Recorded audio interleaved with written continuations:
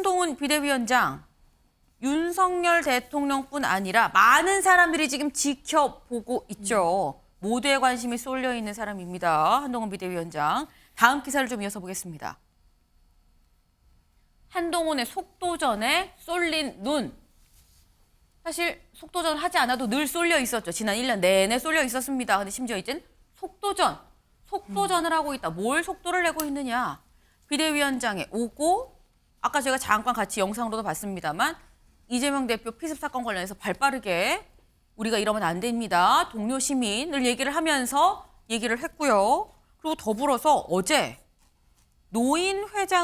대한노인회장을 찾아갔습니다. 그 이후 민경우 전 비대위원장의 막말 논란 때문에 사과를 하기 위해서 찾아갔었던 건데 그 모습도 같이 보고 오실까요? 하지 않고 한양안에 인파가 많습니다. 반갑습니다.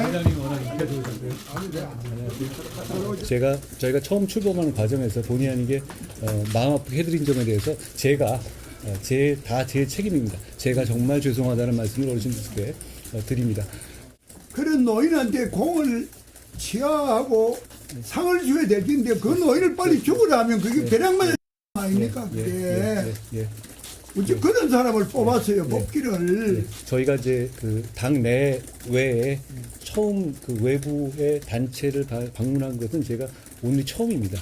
그 전에 김원경이 요 앉아가 내한테 막 호되게 혼이 났는데 그것도 한 3일, 4일 만에 왔고 또 이재명 씨는 사과를 하러 온다 하더니 결국은 오도 안 하고 이랬는데 저 한동훈 비대위원장은 막 신속하게 하루 만에 내가 성명 내니까 그 사람을 해촉을 하고 민첩하게 이래 하니까 대응하는 게 확실히 다르구나.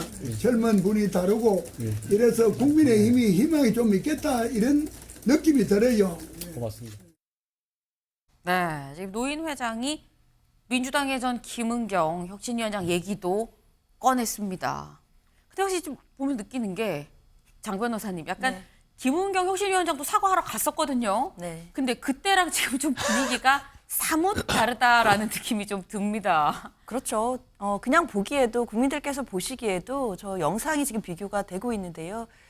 작년에 김은경 혁신위원장이 찾아가서 사과를 했을 때는 뭐 이른바 종이 따기라고 하죠. 사진을 꺼내 드시고 사진에다가 이제 따기를 때리는 그런 모습을 보이셨는데 한동훈 비대위원장이 찾아갔을 때는 이제 그것보다는 상대적으로 좀 화기애애한 분위기가 연출된 거 아닌가라는 생각은 듭니다. 아무래도 그 발언을 했던 당사자였던 김은경 위원장이 찾아간 것과 그리고 발언을 한 사람은 아니었던 한동훈 비대위원장이 찾아간 것, 뭐 그런 차별점도 존재하지 않을까라는 생각은 드는데요. 그렇다 하더라도 또 많은 분들이 보시기에 온도차가 존재했던 것만큼은 분명한 사실인 것 같습니다. 네, 온도차가 모두의 눈에도 보인 거 아니겠느냐라는 말씀을 하셨어요. 일단 한동훈 비대위원장 뭔가 대한노인회에 찾아간 건 아까 말씀드린 당사자는 아니었습니다. 지금 수습을 하러 사과를 하러 지금 직접 찾아갔다라고 볼 수 있는데 비대위원장의 역할로서 간 거죠. 사과를 하러 갔다라고 본 건데 한동훈 비대위원장 어제 이 얘기도 했습니다. 다음 기사를 좀 보겠습니다.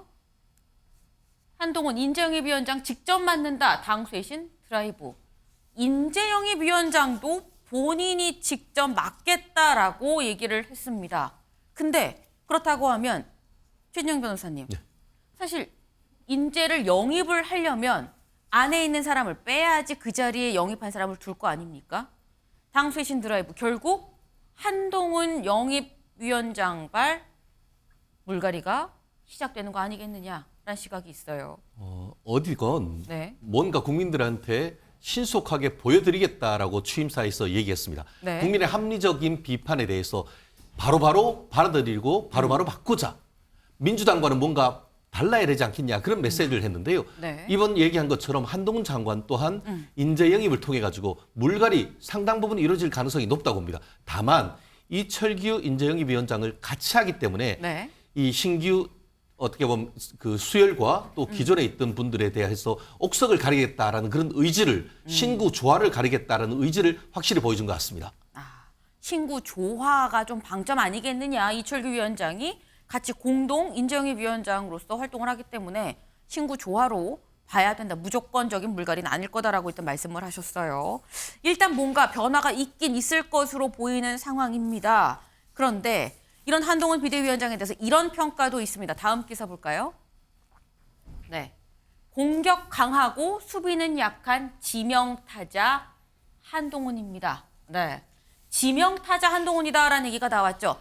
지명타자라고 얘기한 이유, 한동훈 비대위원장의 앞선 이 얘기 때문입니다. 직접 들어보고 오시죠.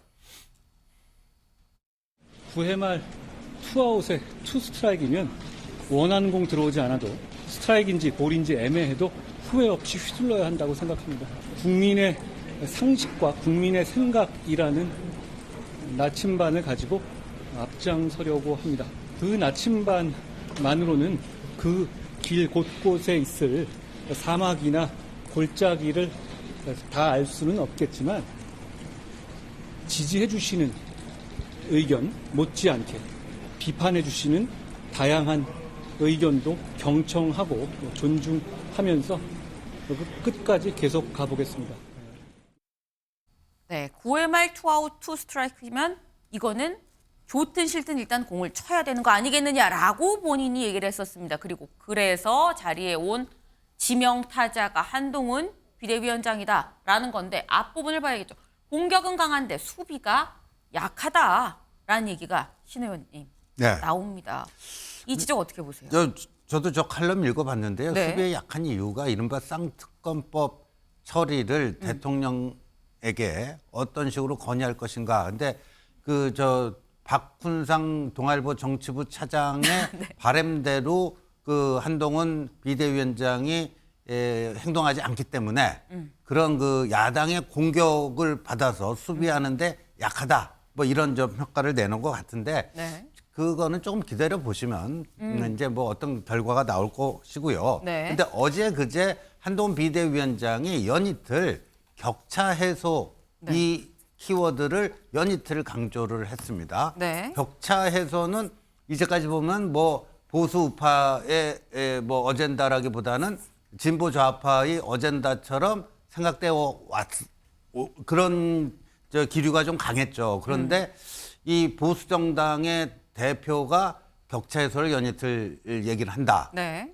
그러면서 아마도 이 격차를 제대로 해소할 수 있는 것은 오히려 진보 좌파가 아니라 보수 우파다. 이런 식의 좀 뭔가 구체적인 정책이 앞으로 나오지 않을까 이런 생각이 드는데 네. 그럼 그거는 공격과 수비에 어떤 거에 해당하는지 저 쓰신 분에게 한번 물어보고 싶습니다. 짧게 정말 짧게 요것만 하나 바로 여쭤보겠습니다. 아까 쌍특검법 관련해서 그거는 좀 기다려봐야 되는 거 아니겠느냐라는 말씀을 하셨는데 지금까지 한동훈 장관 김건희 특검법 이른바 도이치 특검법은 악법이다라는 얘기인데 거기서 살짝 스탠스가 변화할 수도 있다라는 입장이신 거예요? 아니 그러니까 그 법이 저는 악법도 아니고 법이 아니다라고 지난주에도 말씀을 드렸는데 네. 일단 그거를 거부권을 행사한 후에 어떻게 이제 앞으로 처리할 것인지는 네. 그 다음에 나올 것이다 이렇게 봅니다.